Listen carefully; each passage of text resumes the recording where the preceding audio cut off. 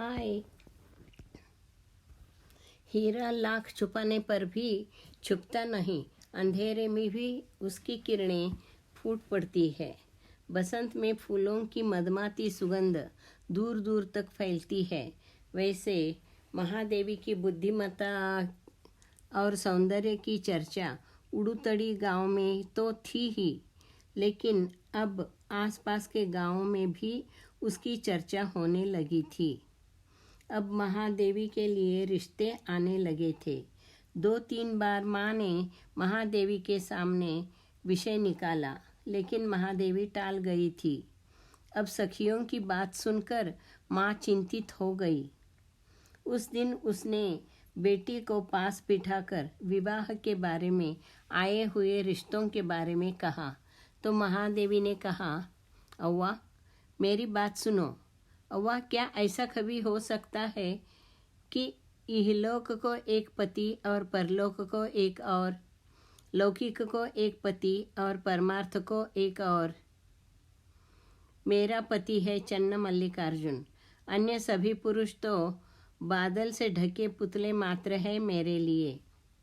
माँ, देखो बेटी, पागलपन मत करो, यह सब अलौकिक बातें हैं। तुम्हें उसकी भक्ति करनी है, करो ना। तुम्हें रोकता कौन है? भक्ति की बात अलग है और लौकिक सुख परिवार अलग है। कैसे कैसे सुंदर सलोने लड़कों के अमीर घर के रिश्ते आए हैं, देखो तो। मैंने तो इस लड़के को देखा भी है, तुम्हारे अनुरूप है यह। अव्वा, मेरा विवाह हो चुका है। जल के मंडप पर आग का छाजन सजाकर, ओले का चौका पुराकर, सेहरा बांधकर, लंगड़ी दुल्हन से सिर विहीन दूल्हे का कर दिया विवाह।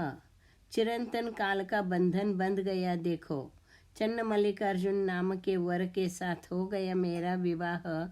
री अव्वा, माँ चकित हो गई। फिर भी प्यार से उसे पुचकारते हुए कहने लगी, मेरी प्यारी गुड़िया, यह सब मन की बातें हैं। ये सब मन में ही रखो, किसी के सामने मत कहो। देखो, मैं तुम्हें और तुम्हारे दूल्हे को ऐसे सजाऊंगी तो तुम देखती ही रह जाओगी। हमारा और है ही कौन, यह सब कुछ तो। महादेवी, अव्वा, अंतरंग में पति, बहिरंग में प्रेमी, दोनों को कोई कैसे निभाए? लौकिक और परमार्थ दोनों को निभा नहीं सकते। सुनो मेरे चन्न मल्लिकार्जुन, बिल्व और कैथ को एक साथ हाथ में पकड़ना कैसे संभव है? और अव्वा, सजने संवारने की बात ही मत करो, क्योंकि अन्य पतियों के श्रृंगार की रीति कुछ और है, तो मेरे पति के श्रृंगार की रीति निराली ही है। सिर पर कंकण, छाती पर पाजेब, कानों में पादुकाएं, उभय रूप से धनी के घुटनों में सुंदर घंटियां और अंगूठे में नथुनी है। यह पंडितों के लिए चुनौती है यह चन्न मल्लिकार्जुन का श्रृंगार निराला। अव्वा, संसार में देवाधिदेव महादेव से सुंदर, बलवान और श्रेष्ठ कौन है? सुनो, कामदेव को बलवान कहूँ तो उसे तो जलाकर भस्म कर दिया। काल पुरुष को बलवान कहूँ तो उसे तो गिरा कर पैरों तले रौंद दिया। रे अव्वा सुनो, ब्रह्म को बलवान कहूँ, उसका सिर काट दिया। विष्णु को बलवान कहूँ, उसे तो ग्वाला बना दिया।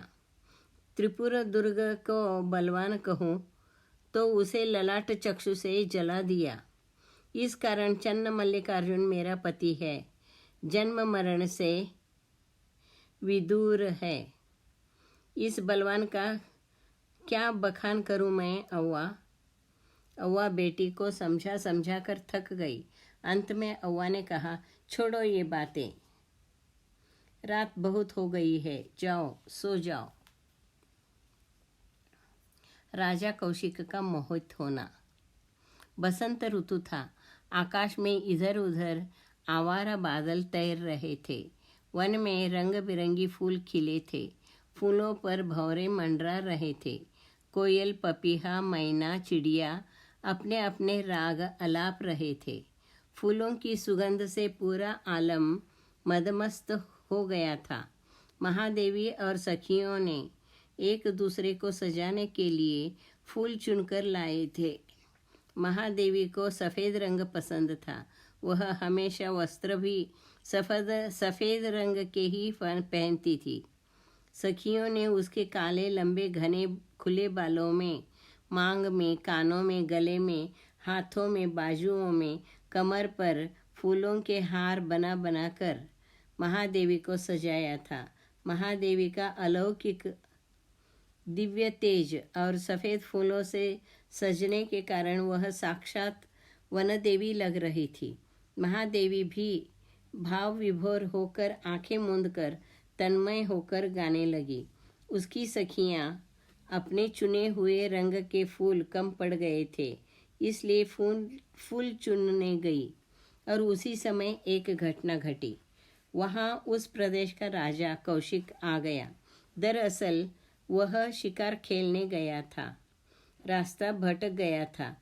इतने में उसे एक मधुर स्वर सुनाई दी और वह उस ओर खींचता चला गया था। उसने देखा एक पेड़ के नीचे हरी दूब के गलीचे पर त्रिपुर सुंदरी वनदेवी बैठकर अत्यंत तन्मय होकर गा रही थी। बालों में गूंथे हुए फूलों पर एक भंवरा मंडरा रहा था, लेकिन वनदेवी इतनी तल्लीन होकर गा रही थी कि उसे न भंवरे का आभास हुआ, न राजा के आने की भनक लगी। राजा कौशिक को प्रथम दृष्टि में ही महादेवी से प्यार हो गया। उसने महादेवी के गायन में बाधा नहीं डाली। वह उल्टे पांव महल चला गया। साथ में उसका प्रधानमंत्री था। राजा ने उसे उस त्रिपुर सुंदरी का अता पता लगाने का आदेश दिया। राजा ने निश्चय कर लिया कि वह शादी करेगा तो उसी वनदेवी के साथ करेगा। दूसरे दिन ही राजा को महादेवी का नाम, माता पिता का नाम आदि सब जानकारी प्राप्त हुई। युवा राजा बुद्धिमान और धैर्यशाली था। उसने अपने राज परिवार के बुजुर्गों को निर्मल शेट्टी के घर भेजकर उनके सामने उनकी पुत्री के साथ विवाह का प्रस्ताव रखा। निर्मल शेट्टी और सुमति चकित हो गए। उन्होंने कहा, यह कैसे संभव है? वे राजा हैं, हम प्रजा हैं। वे क्षत्रिय हैं, हम वैश्य हैं। वे जैन धर्म मानते हैं, हम शैव हैं। अतः यह विवाह असंभव है। धन्यवाद।